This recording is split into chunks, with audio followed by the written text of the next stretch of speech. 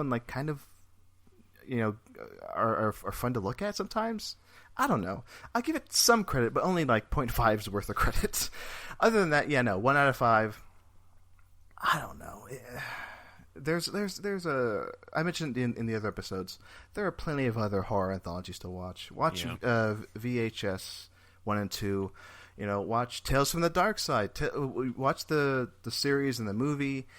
Watch anything else other than this, because this is a disappointment. There's no reason why it should be called Creepshow. It's not good. Zach, is this better than Creepshow 1? No. Like I said, I'm giving it a 0.5. This is by far the worst movie we've watched for franchise fatigue. One of the worst movies I've ever watched, really. So I'm glad to be here for that. Yeah. Yes, thank you. It's a historic time, Marcelo. So, I mean, you guys have said it very well. I mean, it's just terrible in execution, terrible in conception. There are a couple of things if they ripped them out of this nonsense and addressed them from a more mature, serious, stylized Creepshow way, they could have been good. We talked about those, but there's just so much garbage and bad comedy and bad acting and bad production values, and it's just bad. So it's just so bad. So half a creep for me. What about you, Brandon? Yeah, I give this 1 star. This is probably the worst movie I've ever seen in my life. Like, I don't like this. Like, I'm looking through my list here of movies. So on Letterboxd, so now I've gone to everything to 1 star. So these are the movies that I've given 1 star so far. So Creepshow 3, Tokyo Drifter, which I really don't like Senjin Suzuki. Transporter 2, I gave 1 star. Hitchcock's Mr. and Mrs. Smith, I gave 1 star. An old silent film called The Patchwork Girl of Oz, I gave 1 star. Aliens vs. Predator Requiem. Die Another Day. SimCity, A Dame to Kill For. Another Hitchcock film, Rich and Strange. Mission Impossible 2.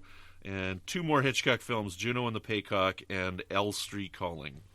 So these are all movies that I don't like, but this takes the cake of being the worst. Like, I would rather watch Alien vs. Predator Requiem than this. But not. I would probably rather slit my wrists than watch either. So, well, as of this date, now I only started using Letterboxd when we decided to start this podcast, Brandon. So that's where all my ratings and rankings come from. That this is the only half-star film that I have in my Letterboxd. I have a couple of 1-star films: Jaws 3D and X-Men Origins Wolverine. So those are the 3 lowest films as of this recording on my Letterboxd. Well, now I'm interested. I'm going to look that up real quick, what my bottom is. This is not the worst I've seen. At least this is, for me, it's not one of those so bad it's good movies. Not at all. Please don't make that mistake. No. It's only out of pure curiosity that got me through this. Just the fact that, I guess it was like enraged. I was enraged that this was a thing and how deviated it is from the original Creepshow concept. That kept me watching, but it's unbearable though. It's not good. Not the worst thing I've ever seen, but I've seen this twice now, and I am grateful I will never ever watch this again in my life. Yeah, there's no reason to. No, I'm never going to see this again. Never. Please don't make me see this again. Did you want to look up your 1 stars? Yeah, I'm doing you don't that have to as we speak. Sort by lowest first, my rating. So at the bottom, A Talking Cat is at the bottom. Battlefield Earth is down there. Fair. Oh, a movie I for sure have seen but have no memory of. It's called Civil Love. One of the worst things I've ever seen. Super low budget romance about the Civil War. Oh, wow. Okay. I don't even know how I got to watch that. Maybe it was on Netflix at one point, and I watched it like at 2 a.m. because like I was drunk and with my friends, and like let's just watch something bad. Yeah, that may be the worst thing I've ever seen. A movie called Civil Love. So there you go. Okay, excellent. Right on. Well, let me ask you this question: is this franchise fatigued, Marcelo? At this point, I tried to give my honest thoughts last episode because if we're going through the the series, and we see like notable names were being left off. Like you had Romero as a director in the first one, and then he didn't come back for the second one, although he wrote the script.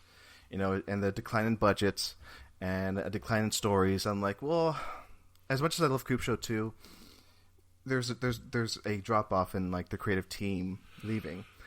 And then we get to Creepshow 3. We see nobody from the creative team back.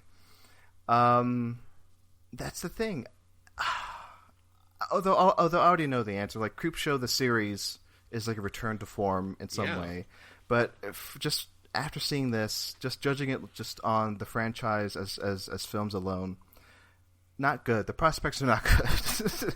Because, nobody's back. The creative team isn't there.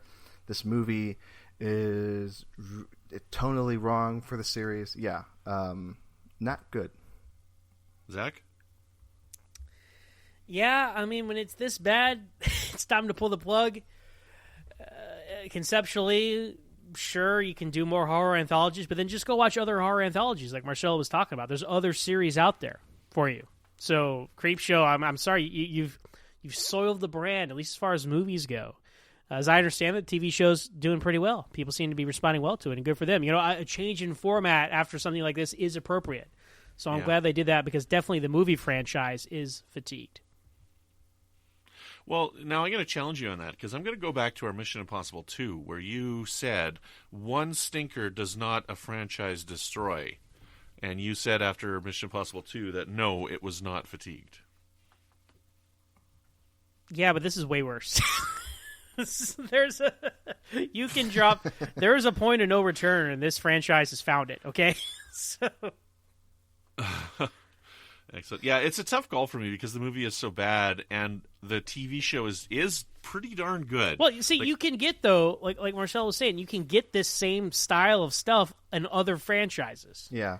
It's not like I can't go anywhere else and see Mission Impossible. I guess James Bond, maybe, I don't know. But, it's a certain style and story, and this is a lot more, there's a lot more things you could fill the Creepshow void in your life with. Yeah, I guess so.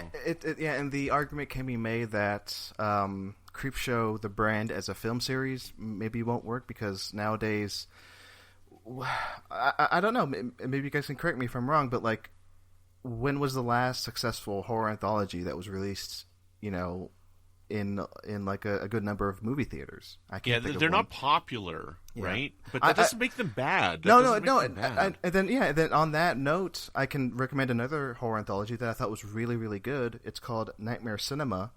It has the essence of the great horror anthologies, and it was made last year. I think it's on Shudder. Like 5 directors came in, directed these horror segments. Really good, but limited release. It almost went straight to streaming, but it did hit the festival circuit. It's possible to make good horror anthology films. Yeah. It still is, but it's hard to do it, with a big budget and a big wide release. So we might not see like a level of success for feature film horror anthologies on the scale of the first 2 Creepshows again, which is unfortunate. Well, just to make it unanimous, I'll say, yeah, sure, this is pretty fatigued at this point, so we'll leave it here. But definitely to listeners, if you haven't seen the TV show on Shudder, check it out, because there's some really great stuff in there. Marcelo, thank you so much for joining us for these 3 episodes. It's been a whole heck of a lot of fun. You're welcome back anytime. If you have any anthology or any series of movies you want to talk about, just let us know. We've got our next few months planned out, but we're looking for stuff to fill in later on in the year. But where can people find you when you're not trying to figure out whether or not that woman is a robot? Oh, it's my daily pain in life, just trying to figure out who's a robot or not. Talk Film Society. Go there, find my work, find my writing, my podcasting, other people's writing. I want to shout out Hannah Holloway. She has a new column on Talk Film Society. She just wrote up we need to talk about Kevin. That fantastic horror film. She's handling this monthly series about women in horror called Beyond the Final Girl. Excellent stuff. So I recommend that. Seek that out. And go to our Patreon, patreon.com/talkfilmsociety. Check out the bonus stuff we have there. So cool. There you go. Excellent. Right on. Zach, where can people find you when you're not eating a hot dog? Well, you can find me personally on Twitter at MoronZach. That's MOOREONZACH. I'm also the host of my own podcast, Always Hold On to Smallville. We talk about each and every episode of the Young Superman series over there. You can find us on Twitter at Always Smallville with one S. And Brandon, there's so many things to choose from. Brandon, when you aren't turning into a rabbit, where can people find you?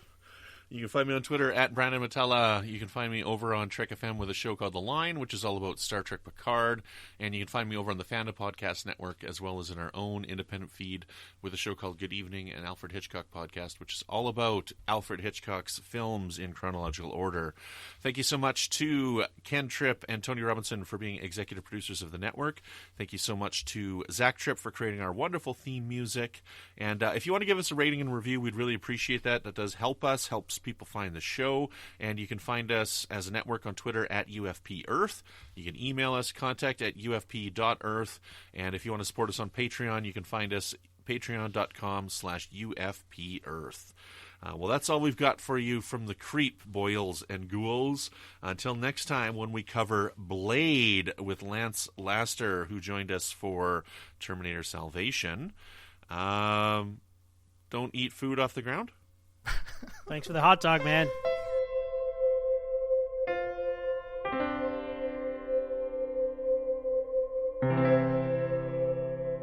This has been a production of MTMR Media Works.